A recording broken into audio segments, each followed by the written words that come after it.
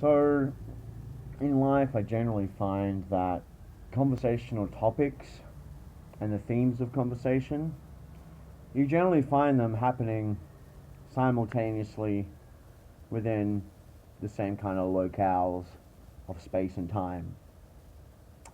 And one of the more popular themes and topics of conversation, most recently to be circulating through peers abroad, seems to be that of Facebook, and in particular, how people, friends, acquaintances, family will judge various others based on their various Facebook happenings or non-happenings.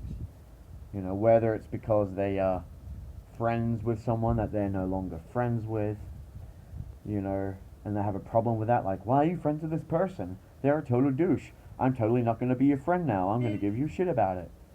Or whether it's someone deleting everybody off their Facebook, like a friend of mine did, because somebody dared her to do it, because I said, you can't live without your Facebook. And to make a point, she said, oh yeah, want to bet? She deleted everyone, disabled her account, and then she went to a doof a fortnight later or something like that, just to receive a lot of distaste from people, a lot of people saying, why did you delete me? And I just hear this coming up more and more lately. It was only last week that a very close friend of mine, who was inviting a whole bunch of friends over for her birthday shenanigans, one of her friends just basically said, nah, I'm not going to go. You're friends with this person on Facebook, and I had a falling out with that person, so fuck you, essentially. And, to anyone with half a brain, it's obvious that this mentality is just absurd and lacking in reason there's no reason in it whatsoever, And I guess this talk, besides just getting this off my head, is, to draw focus on this matter at hand, to draw focus on the fact that sometimes some people take Facebook and what happens on Facebook, or like I said, what doesn't happen on Facebook, like somebody not liking all your posts so you get offended. People take this stuff way too seriously. It's almost like, the lines between reality and the virtual realm of social networking sites. It's like that line is blurred now. And if anything, people will judge you more based on what they see through the screen, through what you post, through the amount of attention you give various others, through the insufficient attention that you give those particular people, and people complain about that too, oh, you like all your other friends' stuff, but you don't like my stuff, blah, blah, blah, what's that about? And people spend more time these days, a lot of people do, working and doing their normal things that occupies their time, and then on their free time they go on Facebook, yada yada. So a lot of what we do see and a lot of what we judge by is through the screen, through the virtual world. And then people actually let those judgments affect the real outcomes of their real relationships in reality when they actually catch up with those people face to face. As if the Facebook world has complete bearing over the real world, as if it's a direct translation or representation of how things actually are. And this even applies with, for example, myself. I use my Facebook more so for posting just random musings, various, projects and videos and wrestling matches and whatnot. I'm a bit of a proliferator of data. So, I've got over 1,000 friends on my list. Doesn't mean they're all friends, but really it's just anyone that's interested or might be, that might find what I have to give useful. I'll just add them or let them add me, And a lot of the stuff I post isn't actually a representation of me, of my thoughts, my values, my beliefs, my ideologies. But I have had a lot of people in the past come to me, whether it's actually on the post or in private message, scrutinizing me, judging me based on these things I share. And yes, I get that if you're sharing something in a way, you are kind of condoning it or promoting it just by the virtue of the fact that you're sharing it. But a lot of stuff I'd share to provoke a response, to see what people think about it, even if it's not an issue or if it's a concept that I disagree with. I'm still curious how people react to it without me posting my own bias beforehand, whether it's saying, oh, I disagree with this, what do you guys think, or oh, I agree with this. I'll just share stuff, and then people will just take it that because I've shared it, that means it represents me. So then they just attack me because they don't like what I've shared. And they can't separate the two. They get it all confused. And yes, there's been a lot of transformations in the social world thanks to Facebook and the internet in general, especially in the realms of friendships and relationships, romance.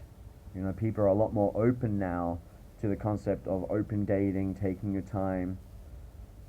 Because I think the fact that there's this platform that everybody can share whatever they want to share, whatever ideas and preconceptions they have, and they will be corrected by anyone who has their 2 cents to offer or who wants to disagree. Especially with this whole PC thing going on and all these feminists and all these people marching to a cause with pickets, burning pickets and whatnot. If somebody posts an idea that back in the traditional world of the 60s, 70s, 80s, back then maybe it was acceptable and normal, if people start proliferating that now, people are a lot more open and straightforward about just voicing their thoughts and being verbal online because they're hiding behind a screen on a keyboard. There might be stuff they wouldn't disagree with in person, maybe they would, maybe they wouldn't, but they can on a screen when they're untouchable. You don't actually see the face there. You can't actually deal with the person directly or respond to the person directly. So people will just be more honest, I think, than they would otherwise in real life. And this has led to an overarching, more honest conversation and discourse in general between people when discussing various ideologies, particularly with romance and whatnot. And I think that has made major contributions to the changes we see today in dating rituals and whatnot, because people are a lot more aware now of where things are at, and anyone that's clinging to the past and delusions and fantasies and outdated belief systems, like I said, they're very quick to be pressured to adapt to the new age, what some might call it, or the new paradigms that are unfolding. All right, so these days, I think what's in the heart of hearts of men, it comes down the line more now than it used to, because people aren't as afraid to be as honest about such intimate things. And I think what's in the heart of hearts for men in general, men and women, hedonism is a big thing. Maximize pleasure, minimize pain. So I think that now people are much more okay with the ideas of doing things for pleasure.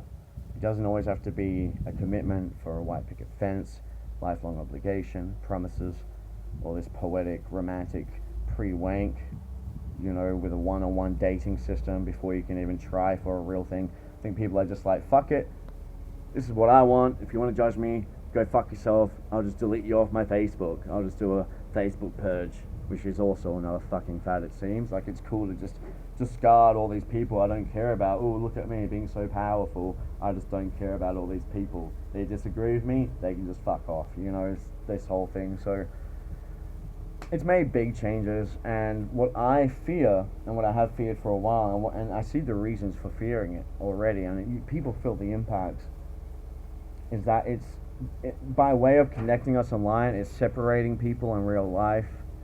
People no longer form the majority of their judgments of people through personal interaction as much as they do through online interaction, and I think there's a lot of fault in that, and there's a lot of room for error and misjudgment. So what do we do? is the question. I mean, it's like Pandora's box. It's open now. We are where we are. Everything is where it's at. And you can't really turn back time and undo it. But I think what we can do is remind ourselves that, Facebook and any online medium for interaction, it's all just that. It's a medium. It's a tool. And tools can be used for better or for worse, for the greater good or the greater evil, right? They can be used to cause and create more harmony or more discord and chaos and dissonance and dissension. And I think just by reminding ourselves that yes, if somebody does post things saying this is what I believe in, blah blah blah, then I guess maybe we can judge or we can evaluate that as a reflection of the person who posted it, who shared it. As long as they are actually verbalizing that they are promoting it or that they're taking it as their own, it represents their belief, their conviction. Otherwise, I think we should be mindful of the fact that, even if people are posting all these things, saying this is me, this is me, this is me, there's still more to the person that you will never see. Maybe somebody will only post things when something really big happens that pushes them to want to share that thing. But there's so many other intricate, smaller things that they don't share that you miss out on, that really paints the more detailed, more colorful picture of that person and who they are and what they're about. But you only see the extreme expressions, the ones that make it to the screen. So you form a whole picture based on that. As long as you remember that, it's foolish to mistake the map for the territory. Meaning, people are the territory. They're the real, tangible thing, the actual place, the actual person. And Facebook is just like a map. It can give you just an idea about them, and you can navigate your way into understanding what they're about. But it's not the territory. And as long as people take everything they see with a grain of salt and they remember that, and they think, okay, this map's interesting. Before I judge, though, I'm going to take the time to review the territory. I'm going to meet with the person, chat with them, see what's happening there. Then maybe they're more entitled to hold a more accurate opinion with more conviction. Otherwise, it's easy just for everyone to get on the bandwagon of throwing stones, of bonding and binding into greater forces by opposing other forces and beating down minorities and creating minorities.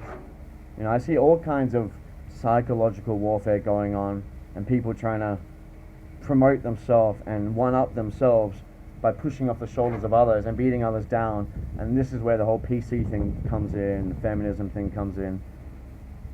It's way too easy to use the tool of Facebook as a catalyst for the self and self-promotion, self-advertising, And when you have insecure people, it's all the more easy for them to beat down everyone else just to build themselves up. So nobody's looking at them, everyone's looking at these other people that they're beating down.